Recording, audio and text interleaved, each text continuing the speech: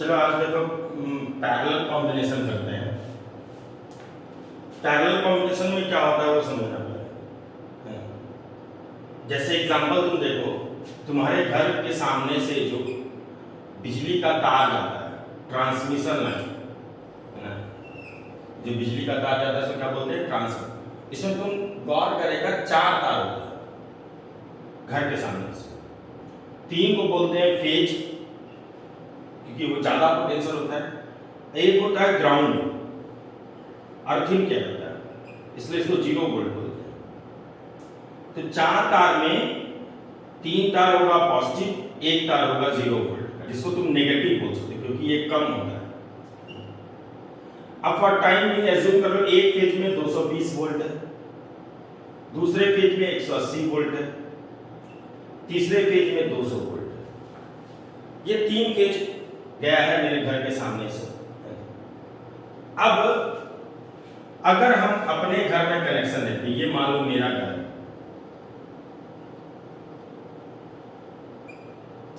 एक तार इससे जोड़ेंगे, एक तार इससे जोड़ेंगे, तो क्या देखेंगे मेरे घर में कितना वोल्टेज आएगा? ये 220 है और ये 0 है, तो मेरे घर में आ गया 220 वोल्ट। अगर मेरे घर के बगल में और कोई घर है, वो भी उसी फेज से जोड़ देता है जिस फेज से हम जोड़े, तो ये पक्का है कि इसके आगे वोल्टेज कितना रहेगा? 220। अगर कोई दूसरे फेज से जोड़ देता है, मान लो इस फेज से जोड़ दिया, नेगेटिव तो सबको रखना होगा क्योंकि एक हायर एक लोअर होता है, तो इसके आ जाएगा 200 वोल्ट। तो इसमें गौर क्या करना है कि ये घर और ये घर, देखो दोनों का वोल्टेज सेम है, क्योंकि ध्यान देना इस जगह, क्योंकि जिस पॉजिटिव टर्मिनल से ये अटैच है उसी पॉजिटिव टर्मिनल से ये भी अटैच है। ये जो फेज मेरा है वही फेज इसका भी है, जिस नेगेटिव से हम अटैच है उसी नेगेटिव से भी ये अटैच है, इसलिए दोनों का वोल्टेज सेम होता है। अगर एक भी बदल जाएगा, जैसे इसका देखो पॉजिटिव बदल गया, तो मे भी वोल्टेज डिफरेंट हो जाएगा। तो पोटेंशियल डिफरेंस या वोल्टेज एक ही नाम एक ही है, तो वो सेम कब होगा? तो याद रखना आज के बाद से पोटेंशियल डिफरेंस बोलो या वोल्टेज बोलो, बात बराबर है। कब इक्वल होता है? जब दोनों का पॉजिटिव सेम होगा, यानी टर्मिनल कॉमन होना चाहिए, पॉजिटिव टर्मिनल कॉमन होना चाहिए, एक ही जगह जुटा होना चाहिए, और नेगेटिव टर्मिनल भी कॉमन होना चाहिए। तो हम बोल सकते हैं कि ये घर और ये घर दोनों किस में है? पैरेलल में। दूसरा, इसके यहाँ कितना लोड है, मेरे यहाँ कितना लोड है, उससे कोई मतलब नहीं है। ना तुम मेरे घर आओगे ना हम तुम्हारे घर जाएंगे ये बोलने के लिए कि आप बल्ब बंद कीजिए, एसी बंद कीजिए, वोल्टेज घट रहा है ना। रेजिस्टेंस से कोई मतलब नहीं, वोल्टेज हर समय दोनों क्या क्या रहेगा? सेम रहेगा। हाँ, फेज अगर चेंज हो जाता है तो मे बी वोल्टेज डिफरेंट हो जाएगा। इसलिए बोलते हैं कि ये घर और ये घर जो है इसमें कनेक्टेड है, पैरेलल में कनेक्टेड है। तो पैरेलल पहचानने का सबसे अच्छा तरीका क्या होता है कि तुम देखो टर्मिनल कॉमन है कि नहीं। जैसे सीरीज में हम बता रहे थे, सीरीज में क्या होता है? जैसे रस्सी को लंबा करना होता है, तो गिट्ठा बांधते हो, एक के बाद दूसरा, दूसरे के बाद तीसरा, तीसरे में चौथा। इस बार क्या करना है? रस्सी को मजबूत करना है, तो एक रस्सी ये है, दूसरा रस्सी ये है, तो क्या करेंगे? यहां पे गिट्ठा बांधेंगे और यहां पे भी गिट्ठा बांधेंगे, तो क्या है? मजबूत हो जाएगा, है ना। जबकि सीरीज में क्या था? एक खत्म हुआ, दूसरा, पिछला लंबा करना था, इस बार मजबूत करना है, एक ही जगह जोड़ना है इसको, है ना। तो ये किसमें हो गया? पैरेलल कॉम्बिनेशन, है ना। ये है पहचानने का तरीका। तो इसका कंडीशन क्या होगा? पैरेलल कॉम्बिनेशन के लिए क्या कंडीशन होगा? जैसे सीरीज के लिए कंडीशन था ना, same current across each resistance, तो पैरेलल के लिए जो कंडीशन होता है, सबसे अच्छा कंडीशन जो हो गया इसका क्या हो गया? Common terminal. टर्मिनल को कर दो कॉमन, टर्मिनल मतलब पॉजिटिव टर्मिनल और नेगेटिव टर्मिनल, दोनों का पॉजिटिव एक ही जगह होना चाहिए और दोनों का नेगेटिव क्या होना चाहिए? एक ही जगह होना चाहिए। मतलब इस तरह से एक जगह बना है, ये यहां पे इसका भी है। दूसरा क्या है ना सेम पोटेंशियल डिफरेंस, इसी को वोल्टेज बोलते हैं। अक्रॉस ईच रेजिस्टेंस,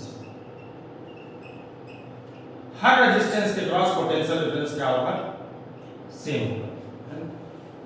और अगर ये हुआ ना तो ये अपने आप होगा, निश्चिंत हो। तो ये दो कंडीशन है, टर्मिनल क्या होना चाहिए, कॉमन होना चाहिए, और पोटेंशियल डिफरेंस क्या होना चाहिए, सेम होना चाहिए। अब देखो हम लोग इसका प्रूविंग करते हैं। तो ये एक रेजिस्टेंस और एक रेजिस्टेंस, एक R1 दूसरा R2, ये बैटरी अटैच कर दी। अच्छा समझना है यहां पे दोनों, ये प्लस है मतलब ज्यादा, ये माइनस। मान लो ये 220 वोल्ट है और ये 0 वोल्ट है। देखो तो ये 220 है, यहां से यहां तक वही 220 आएगा कि नहीं आएगा, ये 0 है, यहां से वही 0 आएगा कि नहीं आएगा। तो देखो तो ये वाला घर उसी 220 से अटैच है, ये वाला घर भी उसी 220 यानी उसी पॉजिटिव से अटैच है, ये वाला घर भी उसी 0 वोल्ट से अटैच है, ये वाला घर भी उसी 0 वोल्ट से अटैच है। तो देखो दोनों घर में 220 इधर और 0 इधर, 220 इधर 0 इधर। इस तरह पक्का है कि इसके घर में भी 220 वोल्ट आएगा और इसके घर में भी 220 वोल्ट आएगा, दोनों पैरेलल हो गए, क्योंकि दोनों का पॉजिटिव एक ही है और दोनों का नेगेटिव भी एक ही। तब 220 तो लेंगे नहीं, क्योंकि हम लोग डेरिवेशन कर रहे हैं, है ना, इसलिए हम लोग भी लिख देते हैं। भी मतलब इसका अंतर। अब देखो ये पॉजिटिव है तो यहां से वही पॉजिटिव होगा, ये नेगेटिव है तो यहां से वही नेगेटिव होगा। देखो जिस पॉजिटिव से ये अटैच है उसी पॉजिटिव से ये भी, जिस नेगेटिव से ये अटैच है उसी नेगेटिव से ये अटैच है। तो दोनों का वोल्टेज कितना रहेगा, जितना यहां बैटरी सप्लाई करे। अगर बैटरी सप्लाई 12 वोल्ट होगा तो इसका भी 12 वोल्ट, इसका भी। अगर बैटरी सप्लाई 24 वोल्ट होगा तो इसका भी 24 होगा, इसका भी 24 होगा। ये चीज अब यहां से करंट चला आई, हमको प्रूव करके दिखाना है कि क्या होगा इसका इक्विवेलेंट रेजिस्टेंस। अब इक्विवेलेंट का कांसेप्ट क्या होता है, इस दोनों को हटाओ, इस दोनों रेजिस्टेंस को हटाओ और उसके जगह एक ऐसा रेजिस्टेंस लगा दो जो इन दोनों की बदले अकेले काम करता हो। टर्म एंड कंडीशन याद होगा ही, जितना वोल्ट इसको दिए थे उतना ही वोल्ट इसको भी दो, जितना करंट इसके बैटरी से निकला था उतना ही करंट इसके बैटरी से निकले। तो बताना है कि क्या होगा, R इक्वल। अब स्टार्ट करते हैं डेरिवेशन, है ना। यहां से चला I, यहां तक कितना गया I, इधर कितना गया I1, इधर कितना गया I2। देखो डेरिवेशन जब भी करो I1 और I2 करके करो। ऐसा हम इसलिए बोल रहे हैं क्योंकि एनसीईआरटी ऐसे ही करता है, और हमको पता है जैसे एनसीईआरटी में लिखा हुआ है अगर हम वैसे ही एग्जाम में डेरिवेशन करें तो हमको मार्क्स ज्यादा मिलेगा, है ना, यानी फुल में फुल मिलेगा। तो यहां से I चला, इधर I1 इधर I2, जबकि न्यूमेरिकल के टाइम में इधर I1 इधर I माइनस I1 करते थे, लेकिन डेरिवेशन के टाइम में ऐसा नहीं करते, है ना, क्योंकि एनसीईआरटी के अकॉर्डिंग हम बनाएंगे, हमको ज्यादा मार्क्स चाहिए, है ना। अब उधर से I1 आ रहा है, इधर से कौन आ रहा है, I2 आ रहा है, दोनों मिल जाएगा, क्या हो जाएगा I। करंट डिस्ट्रीब्यूशन समझ में आई क्या, वो यहां से चला I, इधर क्या I1 इधर क्या I2, इधर से I1 आ रहा है, इधर से I2 आ रहा है, दोनों फिर मिल जाएगा, कितना हो जाएगा I। माइनस से प्लस, माइनस से प्लस, प्लस भी ऊपर से घूम रहे हैं, करंट की तरफ जा रहा है, माइनस I1 इंटू R1 बराबर 0। तो V बराबर क्या हो जाएगा, I1 इंटू R1, तो I1 बराबर क्या हो जाएगा, V बाय R1। ये equation first.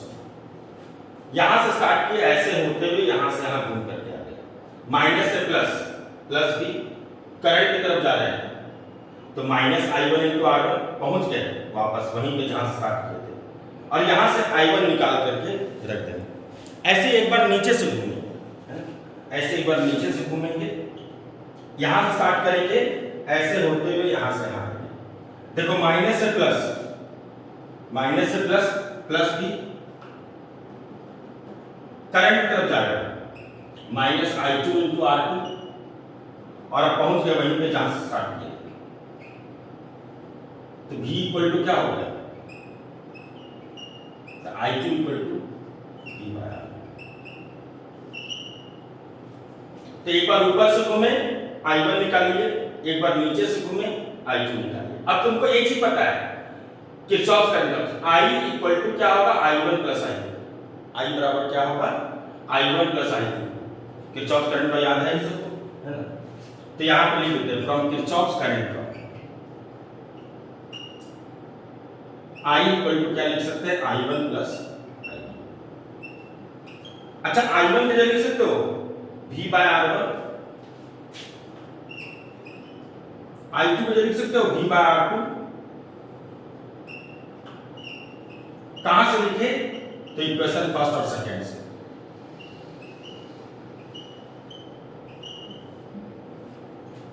I equal to I1 plus I2 है, I1 की जगह यहां से उठा के रख दिया, I2 यहां रख दिया, तो I इक्वल टू कितना आ गया V कॉमन ले लेते हैं 1 by R1 plus 1 by R2। ठीक है, अब एक बार इसमें घूमो, माइनस से प्लस, प्लस भी करंट की तरफ जा रहा है, minus I into R equivalent, और अब पहुंच गए वहीं जहां से स्टार्ट किए, तो v इक्वल टू क्या हो जाएगा आई इंटू आर इक्विवेलेंट, तो आई इक्वल टू क्या हो जाएगा ये आई और ये आई एक ही है। अब इस दोनों को इक्वेट करा सकते हो, इक्वेशन थर्ड और फोर्थ को इक्वेट करा सकते हो, है ना? तो इस आई और इस आई को इक्वेट कर दिए तो ये और ये बराबर बोल सकते हैं। तो from equation third and fourth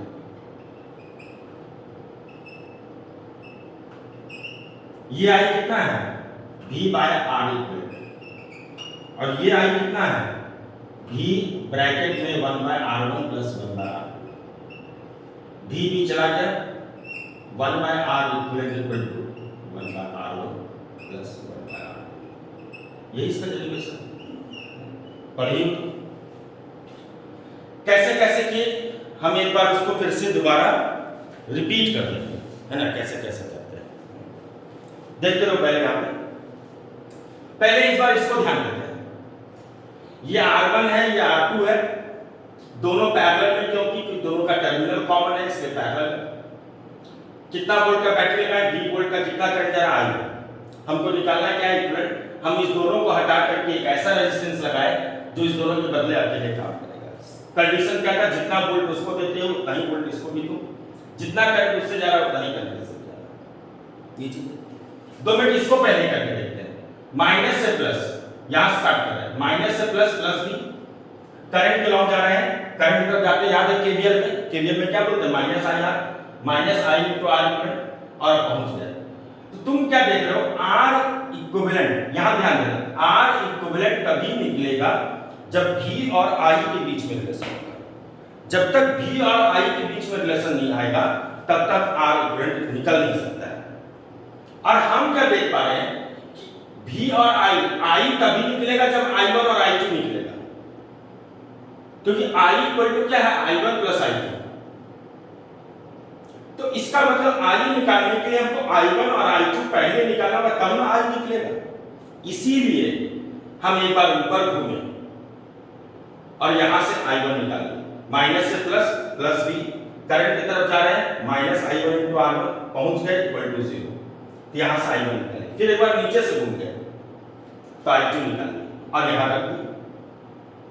तो क्या हो गया I1 की जगह यहां रख दिए, I2 की जगह ये रख दिए, I और V में रिलेशन निकल गया, और ये भी I और V में रिलेशन पहले से, बस दोनों खाली क्या कर दिए इक्वेट करा दिए। तो 1 बाय R इक्वल टू क्या हो गया 1 बाय R1 प्लस 1 बाय, अगर मान लो 3 होता R3 भी होता तो I1 I2 I3 कर देता, क्या दिक्कत है? सेम चीज करते I1 I2 I3 ऐसे सॉल्व करते जैसे एक और बढ़ा। तो ये है R इक्विवेलेंट, इसका मतलब पैरेलल में होता है 1 by R equal to 1 by R1 plus 1 by R2, और सीरीज में क्या था पता ही है R इक्वल टू क्या था R1 प्लस R2। अब यहां पे आता है कि अगर सब एक जैसा होगा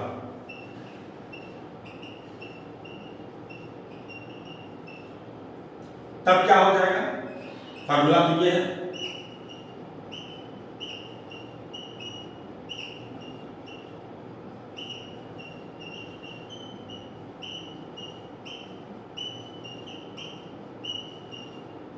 इसको ऐसे लिख सकते हो तुम 1 by r plus 1 by r 3 by r, तो r इक्वल टू कितना हो जाएगा r बाय 3।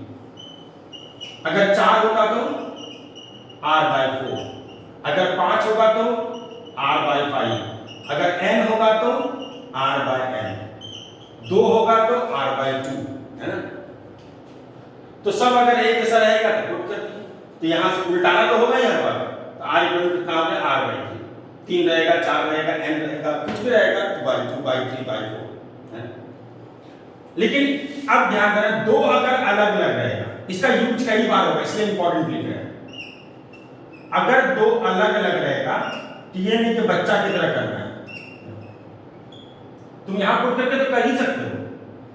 क्या तुम इसको ऐसे देख सकते हो, देखो तो r1 r2 एलसीएम हो जाएगा, और इसको उल्टा दो,